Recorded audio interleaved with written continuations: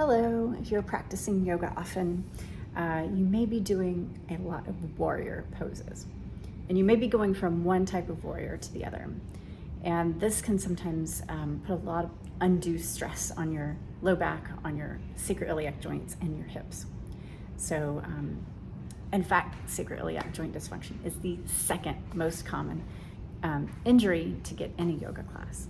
So I'm going to show you a few ways of what not to do and a few ways that you can still work in these postures without putting too much strain on your sacroiliac joints, your hips, and your low back. So I'd rather you not deal with that. I've dealt with it before, and I'd rather no one have to deal with this going forward. So here we go. We are just going to step back into a warrior one posture first. And warrior one is with the back foot flat on the floor at an angle. And most people take their arms up, so I'm going to take my arms up here. Now, my hips have just landed right in the position where they need to be. I'm not going to move them, but I may actually kind of lift my spine up out of my pelvis. I want you to notice where your hips are. A lot of people say square the hips off, and this puts pressure right here on the sacroiliac joint, and that's not a great thing to do. So what I'm going to do is I'm going to let my hips land where they originally landed, and I can still twist my belly button over my thigh, facing forward. So my torso is faced forward. I'm just in a slight spinal twist. And breathe here. That's right. All right, I'm going to step out. And our next posture, let's go into stepping back to this again. This is a warrior two posture this time. And I've stepped back into it. My hips again are off to the side. A lot of people again say square the hips, but what I'm going to do is not do that because again, it's going to put too much pressure on the sacroiliac joints. Right here. We don't want that. We don't want that for your sacroiliac joints or for L5-S1.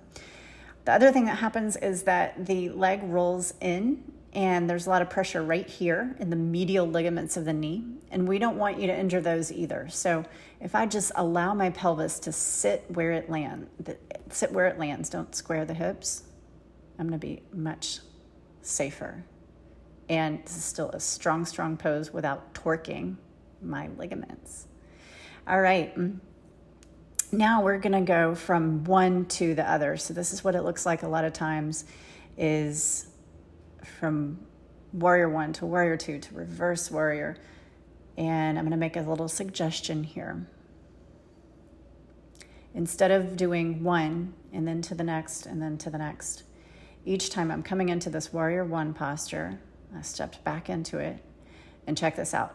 Instead of going right into it, I'm going to pick up my foot so that my leg can land in the proper place for my pelvis to situate without tugging on things. I'm not compressing my ball and socket hip joint. I'm not compressing my sacroiliac. And I can, from here, lift my heart to the ceiling. And if I have SI joint pain, I'm not going to go all the way back. And then when you come out, just simply step forward without momentum. And you're going to use your thighs. So we're going to turn the thighs on.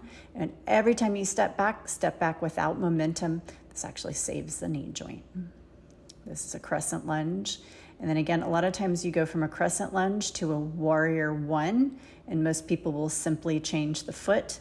But I suggest picking the foot up and allowing, again, your hips to get in their proper location. Your body's wise, folks, so your hips are going to be in the spot they need to be. Here's going into a warrior two. And I know I did not these circular arms that people like to do, but I'm going to show you that in a minute. Warrior one. Here's warrior one to warrior two with those nice flowy arms. That's right. So just keep practicing. My name is Allison. Just keep practicing. My name is Allison, and I love all kinds of movement, biomechanics, and figuring out how to Let movement be the medicine.